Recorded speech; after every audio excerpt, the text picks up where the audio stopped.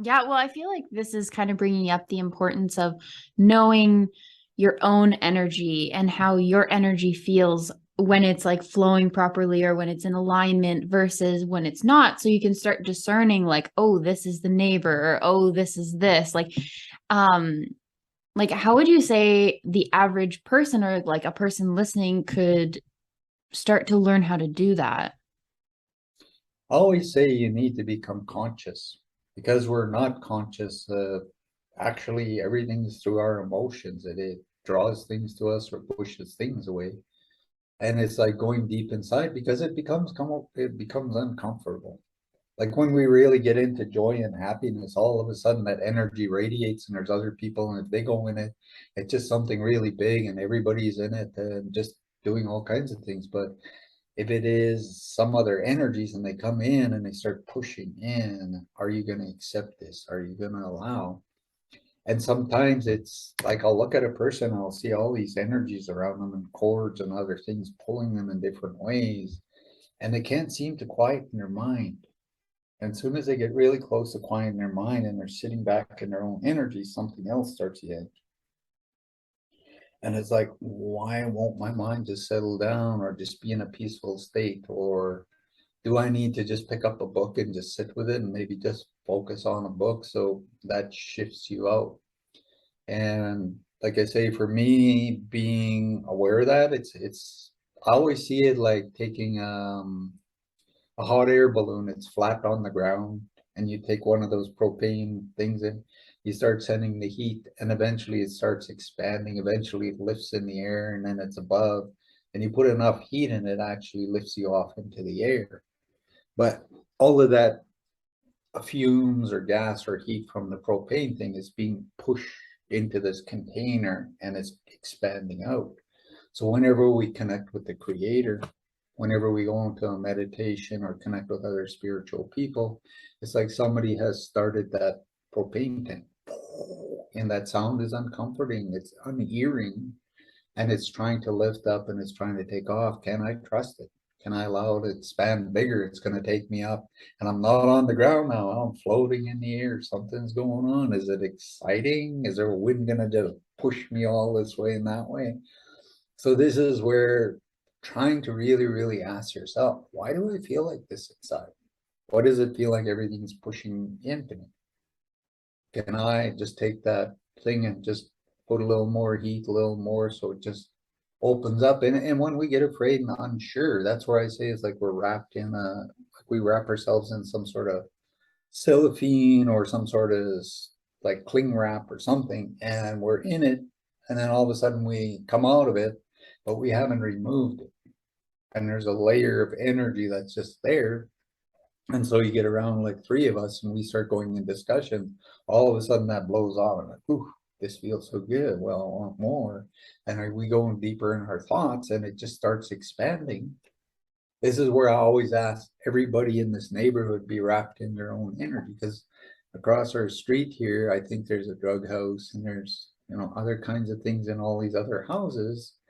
And what we're doing, some people are not ready for that. So can they just be in their own little bubble, safely going down their path? Because some of them still want 100,000 lifetimes of exploring light, dark, good, bad.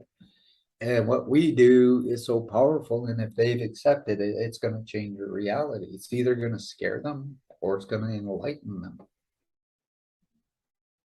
Not sure if that's a bit of an answer to it all. I'm just curious of like, let's say these people are in those bubbles now.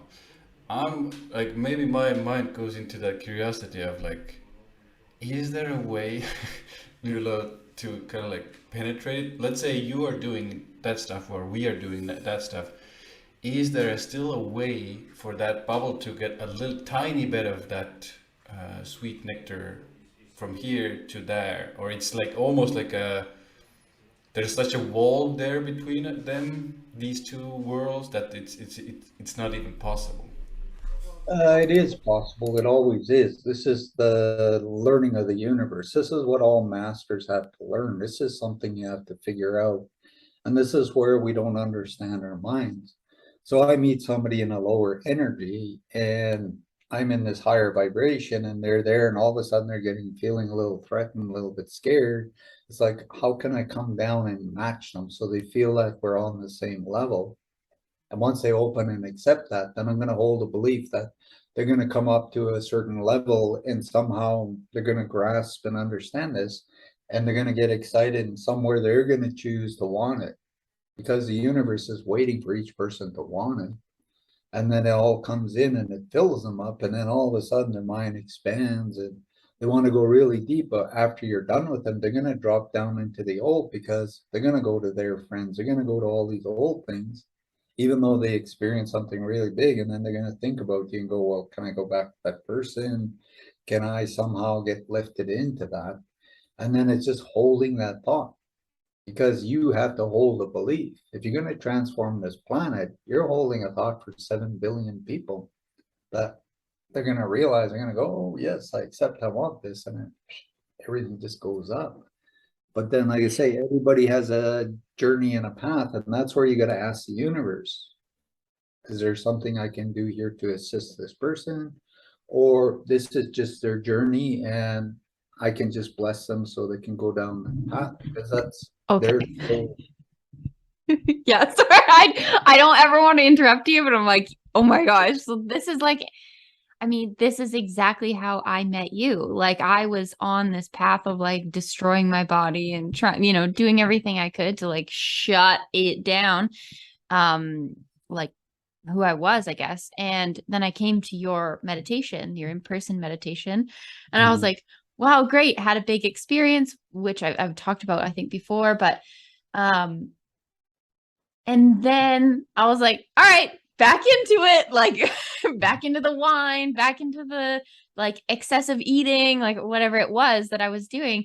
And then one day I realized I wanted different. And I was like, well, the only thing that I felt that I was like, thought was good was the meditation. And so I came back and I was like, okay, let's do this. Right. And then since then, obviously so real life experience, like what you're saying, I know that what you're saying is true, because it's literally been my path for the last little while. My question is, what happens, if you accidentally, or if you do something that's like, could potentially knock someone else off their path? Then it's a learning or something, because I did that in the past. In the past, I get really stubborn. I'm like, no, I'm going to change this person. It's like, no, I'm going to do this. And the universe is like, no, no, no. And I'm like, yeah, you're not going to stop me. I'm going to do this. And they're like, well, you're going to learn a lesson. And they would step away and I would go about doing whatever. And they're like, we're warning you. I mean, this is, and I'm like, I do not care. I'm going to do this. Sorry. I would put all my energy and I would literally shift something. And they're like, oop, okay, I crossed that line.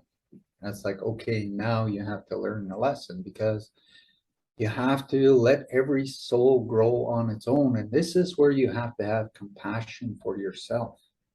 And this is where people are like, oh, it's evil, oh, it's this, oh, it's that. And sometimes you have to revisit old things, something that maybe you were a teenager that went on in your life, and you revisit it. And there's something in there you still want to look at or see or explore or understand. There's still a vibration, there's still something open in the ethers. And the universe is saying, are you really done with this? This is where I always say, they won't take anything from you until you fully have decided that's what you want. Then it's going to change and release, and new things will come in and replace it. So this part of, yes, you can do that, and the universe allows it as a learning, because you can't learn anything without a mistake. And we're all here to make certain kinds of mistakes and then go, oh, I messed up.